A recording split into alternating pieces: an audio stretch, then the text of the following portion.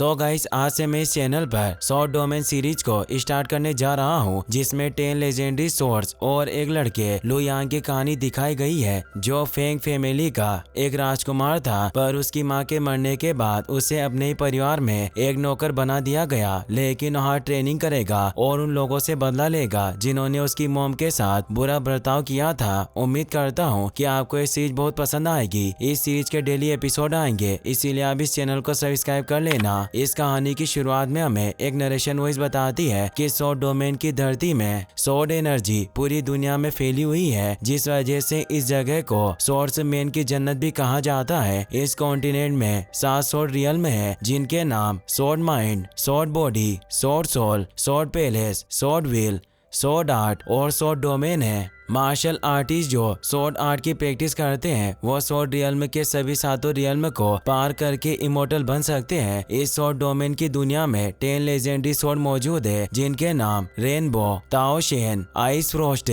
Star fire, mountain suppressor, wind chaser, silent thunder, crystal light, dark Kirin और blood goal है। ये सभी source elemental की ultimate energy को रिप्रेजेंट करती है, जिस वजह से सभी 10 सोर्ड के एलिमेंट्स अलग अलग है। रेनबो का एलिमेंट मेटल है, ताओ शेन का वुड, आइस फ्रोस्ट का वाटर, स्टार फायर का फायर, माउंटेन सरप्रेसर का अर्थ, विंड चेसर का विंड, साइलेंट थंडर का इलेक्ट्रिसिटी, क्रिस्टल लाइट का लाइट, डार्क किरीन का डार्कनेस और ब्लड गोल सोर्ड का एलिमेंट ब्लड है। वक्त गुजरता गया और अब इस कॉन्टिनेंट में ग्रेट पावर के सिर्फ 5 कबीले ही बचे हैं, जिनके पास से लेजेंडरी सोर्ड्स हैं। सेंट्रल डोमेन के सोर्ड सेट के पास 3 लेजेंडरी सोर्ड है। ईस्ट डोमेन की हुआ फैमिली के पास माउंटेन सरप्रेसर सोर्ड, साउथ डोमेन की चू फैमिली के पास स्टार फायर, नॉर्थ डोमेन की लोअर फैमिली के पास आइस फ्रोस्ट सोर्ड और लू फैमिली के पास लेजेंडरी रेनबो सोर्ड है, जिस वजह से वो वेस्ट डोमेन पर राज करते हैं। आज वेस्टर्न डोमेन की लू फैमिली के पेट्रियार्क ने सारे सोर्ड रियल्म को पार कर लिया है। उनका नाम लू शेन टोंग है। पूरे सोर्ड डोमेन में ऐसे बहुत कम सोर्ड मास्टर्स है जिसने सारे सोर्ड रियल्म को पार किया हो। हम लू शेन को देखते हैं, वो अपनी wife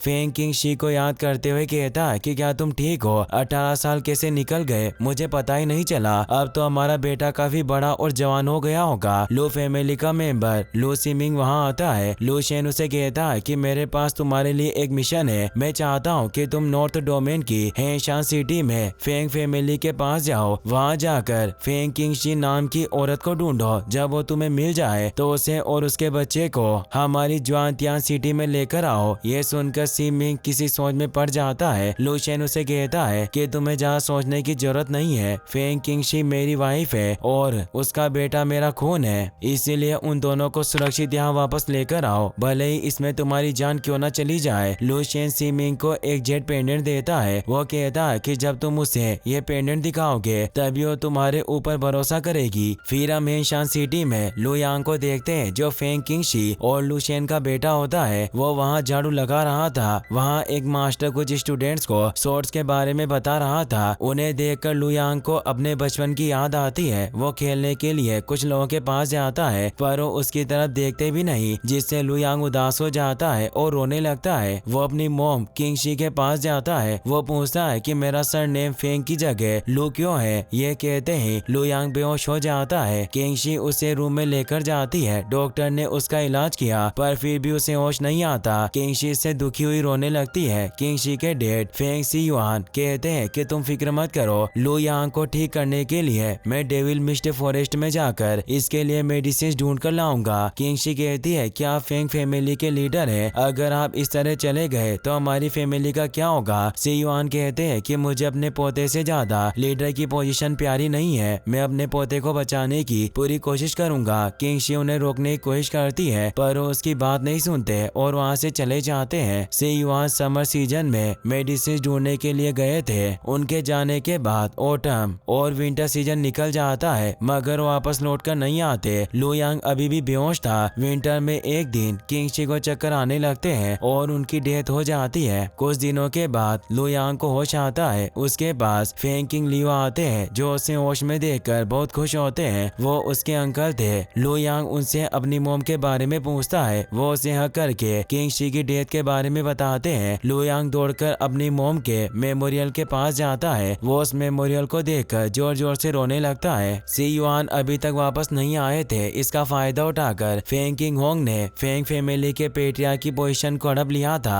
king Hong king she के मेमोरियल को वहां से नीचे फेंक देता है और वो लू यांग को मारने लगता है, लेकिन किंग लियू उसके सामने आकर उसे बचा लेते हैं और किंग होंग से कहते हैं कि तुम जो कहोगे मैं वो करूंगा, बस इसे जिंदा छोड़ दो। किंग होंग लू यांग को नौकर बना देता है और अपने बेटे के घोड़े को संभालने का काम दे देता है। फिर हम परजेंट में फेंग फैमिली के हॉल का सीन देखते हैं, जहाँ एक मास्टर अपने स्टूडेंट से कहता है कि यह पूरा यूनिवर्स सोर्ड एनर्जी से घिरा हुआ है। जो लोग सोर्ड की सोल को समझ जाते हैं वही सोर्ड की असली ताकत का पता लगा सकते हैं। हमें तब तक अपनी बॉडी में सोर्ड की एनर्जी को एब्जॉर्ब करना है जब तक हमारी पूरी बॉडी सोर्ड की तरह डिस्ट्रक्टिव पावर से नहीं बढ़ जाती, तब तक हम सोर्ड बॉडी रियल तक पहुंचने के लायक नहीं बन सकते। अगर तुम 18 साल की उम्र से पहले सोर्ड बॉडी रियल में पहुंच जाते हो तो तुम्हें इस ग्राउंड में आकर प्रैक्टिस करने की कोई जरूरत नहीं है, क्योंकि उसके बाद तुम्हें फैमिली की मार्शल आर्ट्स टेक्निक दी जाएगी। उसके बाद से तुम्हें मार्शल आर्ट्स के अलावा किसी दूसरी चीज की ट्रेनिंग करने की जरूरत नहीं है। तुम सिर्फ मार्शल आर्ट्स की हार्ड ट्रेनिंग करके अगले सोर्ड रियल में पहुंच सकते हो। इससे सारे स्टूडेंट्स खुश होते हैं। एक स्टूडेंट नेक्स्ट रियल के बारे में पूछता है। मास्टर बताता है कि थर्ड सोर्ड रियल का नाम सोर्ड सोल रियल है। अगर तुम उस रियल में पहुंच जाते हो तो तुम सोर्ड की सोल को जगाने के लायक बन जाते हो। उसकी मदद से तुम दुश्मन के सोर्ड सोल अटैक से बच सकते हो। इससे सारे स्टूडेंट्स खुश होते हैं। मास्टर कहता है कि मैं अभी तक इस रियल में नहीं पहुंचा हूं, लेकिन हमारी फेंग फैमिली के सभी एल्डर्स ने सोर्ड सोल रियल में महारत हासिल कर ली है। अब तुम हमारी फेंग फैमिली का फ्यूचर हो और मुझे पूरा भरोसा है कि एक दिन तुम सब भी सोर्ड सोल रियल में जरूर पहुंचोगे। ये सब बातें लू यांग भी सुन रहा था। उसे कुछ वक्त पहले की बात याद आती है जब वो अपनी शॉट प्रैक्टिस कर रहा था। किंग लियू कहता है कि जो व्यक्ति तेजी से आगे बढ़ता है उस पर बहुत अटैक होते हैं, इसलिए फेंग फैमिली में किसी को पता मत चलने देना कि तुम शॉर्ट बॉडी रियल में पहुंच गए हो, वरना तुम्हारी जान खतरे में पड़ सकती है। दरअसल फेंग फैमिली में किंग कियू और उनकी बेटी फेंग ली जियान को छोड़कर किसी को पता नहीं था कि लू यांग शॉट प्रैक्टिस करता है, क्योंकि किंग होंग ने उसे नौकर बना रखा था और वो नहीं चाहता था कि लू यांग एक शॉट मास्टर बने, क्योंकि उसे डर लगता है कि अगर आगे जाकर लू यांग एक अच्छा शॉट मास्टर बन गया तो अपनी मोम की बेइज्जती का बदला लेगा और किंग होंग को मार देगा। ये सब बातें याद करके लू यांग कहता है कि जिस तेजी से मेरी शॉट प्रैक्टिस चल रही है मुझे सोल शॉट रियल में पहुंचने में ज्यादा वक्त नहीं लगेगा। इसके बाद मेरे इतने सालों की मेहनत सफल हो जाएगी। फिर हम किंग होंग के दूसरे बेटे को देखते हैं। उसका नाम फेंग ली चू था। कुछ स्टूडेंट्स उसकी तारीफ कर रहे थे क्योंकि वो शॉर्ट बॉडी रियल में पहुंच गया था। वो कहते हैं कि सेकंड यंग मास्टर अभी सिर्फ 17 साल के हैं और उन्होंने अभी ही शॉर्ट बॉडी रियल में महारत हासिल कर ली है। अपनी तारीफ सुनकर लीचू बहुत खुश होता है। ये सब बातें सुनकर लू यांग सोचता है कि रोज सुबह एक टीचर लीचू को ट्रेनिंग देता है और दोपहर को किंग होंग उसे शॉर्ट के बारे में सिखाता है। इसके अलावा उसे रात में हाई क्वालिटी का टॉनिक पीने के लिए दिया जाता है। वो 17 की उम्र में सिर्फ शॉर्ट बॉडी रियल में महारत हासिल कर पाया, फिर भी ये बेवकूफ उसकी इतनी तारीफ कर रहे हैं। अगर मुझे ये सब चीजें मिल जाती है तो मैं बहुत आगे निकल गया होता।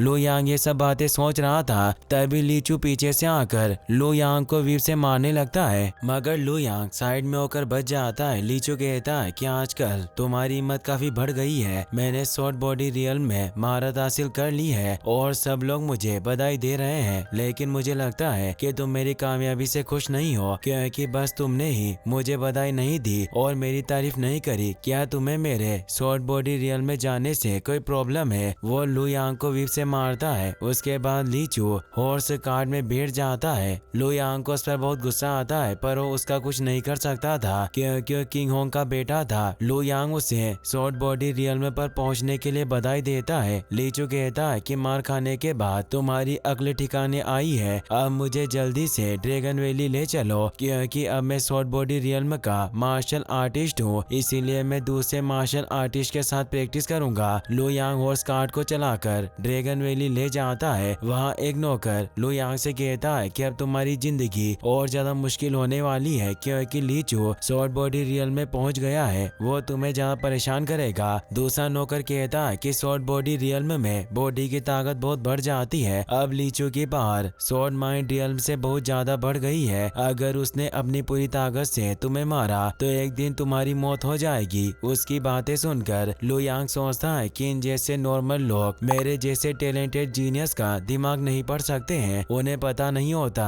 कि हम अपनी किस्मत के बारे में नहीं सोचते हैं। इन लोगों को सिर्फ दूसरों का मजाक उड़ाना आता है क्योंकि इन्हें मेरी असलियत नहीं पता है। लेकिन अगर इन्हें मेरे बारे में पता चल गया तो ये मेरे सामने खड़े भी नहीं रह पाएंगे। लीचू अपनी बहन के पास जाता है, उसका नाम फेंग लीजू था। वो उसे बताता है कि मैंने शॉर्ट बॉडी रियल्म में महारत हासिल कर ली है। लीजू कहती है कि यह बहुत अच्छी बात है, तुमने हमारे पिता का नाम रोशन कर दिया। लीचू फेंग ली जियान से कहता है कि अब मैं भी शॉर्ट बॉडी रियल में पहुंच गया हूँ, तो तुम मुझे इस तरह क्यों देख रही हो जैसे मैं कोई कमजोर हूँ। ली जियान कहती है कि तुम फेंग फैमिली के सेकंड यंग मास्टर हो, मैं तुम्हें कमजोर कैसे समझ सकती हूँ। इसके अलावा तुम 17 साल की उम्र में शॉर्ट बॉडी रियल में पहुंच गए, ये काफी अच्छी बात है। लेकिन लीचू को लग रहा था कि वो उसे ताना मार रही है। वो कहता है कि तुमने मुझसे सिर्फ 1 महीने पहले शॉर्ट बॉडी रियल में महारत हासिल की है, तो इतना घमंड करने की जरूरत नहीं है। ली जियान कहती है कि क्या तुम भूल गए कि मैं तुमसे 1 साल छोटी हूँ, इस हिसाब से मैंने तुमसे 1 साल और 1 महीने पहले शॉर्ट बॉडी रियल्म में महारत हासिल कर ली। लीचू कहता है कि इससे कोई फर्क नहीं पड़ता,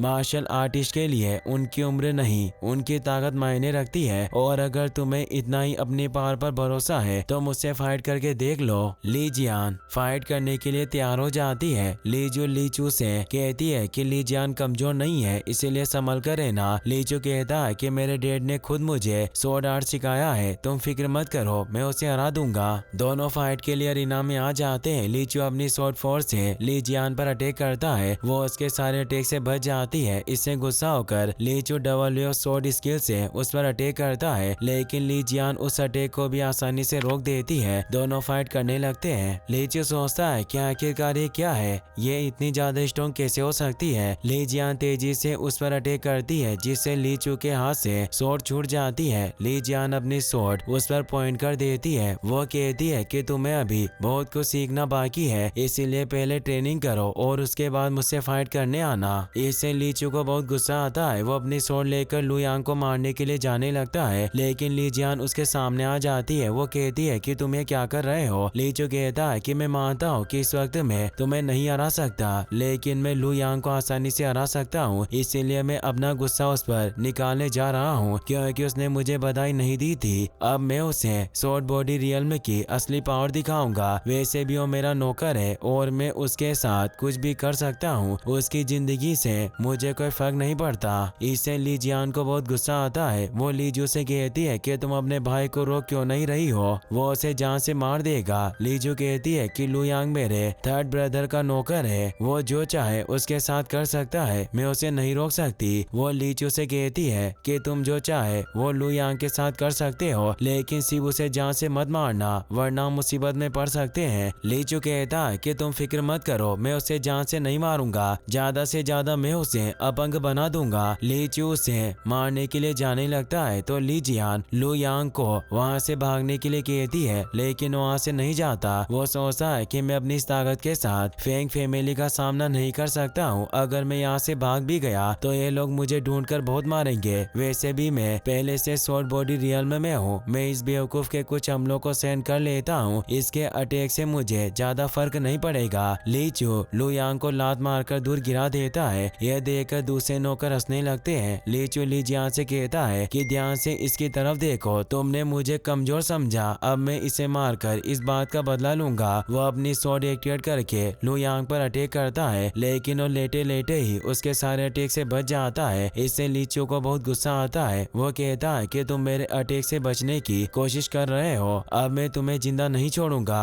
वो फिर से उस पर अटैक करता है, मगर वो इस बार भी उसके अटैक से बच जाता है। लीचू कहता है कि मुझे आज पता चला है कि तुम्हारी बॉडी काफी फ्लेक्सिबल है, इसका मतलब तुम किसी को बताए बिना सीक्रेटली मार्शल आर्ट्स की ट्रेनिंग करते हो। क्या तुम हमारे साथ गद्दारी करने की कोशिश कर रहे हो या मुझे मारने के लिए ये सब सीख रहे हो? लू यांग इसका कोई जवाब नहीं देता। लीचू कहता है कि तुम एक नौकर हो जिसका कोई बाप नहीं है, क्या तुम्हें सच में लगता है कि तुम फेंग फैमिली से बदला ले सकते हो? ये सुनकर लू यांग को बहुत गुस्सा आता है। उसे अपने बचपन की याद आती है जिसमें सब लोग उसे परेशान कर रहे थे और उसे पीट रहे थे। ये सब याद करके के लुयांग को बहुत ज्यादा गुस्सा आता है। इसी के साथ ये एपिसोड यहीं पर खत्म हो जाता है। गाइस, अगर आपको वीडियो पसंद आया हो तो इस वीडियो को लाइक करने के साथ साथ चैनल को सब्सक्राइब जरूर कर लेना। मिलते हैं नेक्स्ट वीडियो में।